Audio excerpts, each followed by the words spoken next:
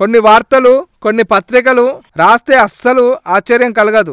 అవును, వాళ్ళు అలాగే రాస్తారు అన్న ముద్ర కూడా ఉంది. ఇది ప్రజలకు కూడా తెలుసు. అందులో సాక్షి, ఆంధ్రజ్యోతి పత్రికలు మొదటి స్థానంలో ఉంటాయి. సాక్షి వైసీపీ పార్టీకి సపోర్ట్ అన్న సంగతి అందరికీ తెలిసిందే. అయితే అలాగే ఆంధ్రజ్యోతి పత్రిక బాబు ఆస్థాన పత్రిక అని విషయం అందరికీ తెలిసిందే. అలాంటి ఈ రెండు పత్రికలు వారి మోటో మార్చుకొని వార్తలు ప్రచురిస్తే అసలు సమస్య, అనుమానాలు తలెత్తుతాయి. అందుకే ఆంధ్రజ్యోతి గత 3 రోజులుగా ప్రచురిస్తున్న వార్తలు చూస్తుంటే ఎన్నో అనుమానాలకు దారితీస్తున్నాయి. నిన్న ఈ రోజు ఆంధ్రజ్యోతి తన శైలి విభిన్నంగా, విచిత్రంగా వార్తలు ప్రచురించింది. కర్నూలులోని ముఖ్యమంత్రి చంద్రబాబు పాల్గొన్నప్పటికీ ఆ సభ జనం లేక వెలవెలపోయిందని, ఆగ్రహం పట్టలేక చంద్రబాబు వేదిక మీదున్న ఫ్యాను తన కాలితో తన్నారని నిన్న రాసింది. ఈ పత్రికలో వైసీపీ నిర్వహించిన ప్లీనరీలో ఘన విజయం సాధించాయి అని, ప్రజలు వేల మంది హాజరయ్యారని, రెడ్డి కులం వారు ఎక్కువగా రాలేకపోయినా ఇతర కులస్తులు బాగా హాజరయ్యారని రాయడమే కాకుండా జనం ఆ విధంగా రావడానికి ప్రభుత్వ వ్యతిరేకత కారణమని